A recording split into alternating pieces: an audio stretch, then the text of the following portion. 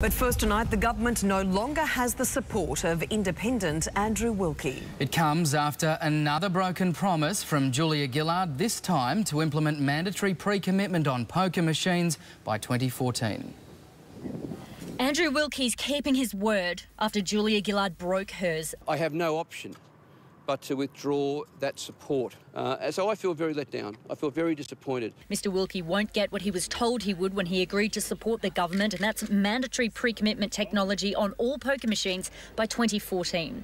Instead, there'll be a trial of mandatory pre-commitment on machines in the ACT from next year. It will also limit the amount of cash that can be withdrawn from ATMs in gaming venues and flash warnings on screens. The legislation will also make sure that from next year, all machines that are made are fitted with mandatory pre-commitment technology, and in 4 years all machines will be connected to a state-linked pre-commitment system.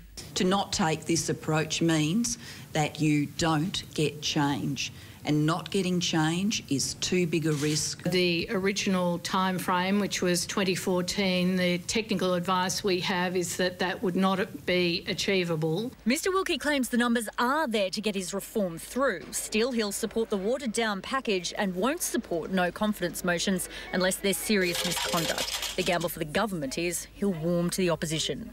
What we're seeing here is a Prime Minister who just simply can't be trusted. She knows that unless she somehow gets the issue of these poker machine reforms off the table, then she will face a direct challenge from Kevin Rudd. By the time the trial is finished, it'll be up to any future government to put the legislation through, and there's absolutely no guarantee that'll happen. Clubs Australia hasn't decided if it'll back away from its anti-reform campaign. Amanda Hart, 10 News.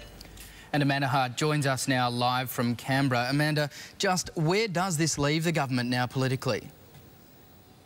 Well, Matt, this certainly isn't a good look for the government. On one hand, though, Wilkie Gillard did have to manage the wishes of Andrew Wilkie in introducing mandatory pre-commitment by 2014. In doing that, she would be keeping her word and her commitment to him, and also her credibility, which is particularly important after the carbon tax backflip. On the other hand, though, she had to listen to her backbenchers in marginal seats where, particularly in Labor heartland, these reforms were causing a lot of damage. Now, add to this a very ferocious campaign by Clubs Australia, and she's got a very difficult situation. Now that she doesn't need Andrew Wilkie's vote on the floor of the House because she's now got Peter Slipper as Speaker, she's got an extra vote. It's not as vital for her to get that through, so in the end she decided to break her deal with Andrew Wilkie. We'll just have to wait and see, though, whether this gamble has paid off for the Prime Minister. Absolutely. Thanks, Amanda Hart in Canberra.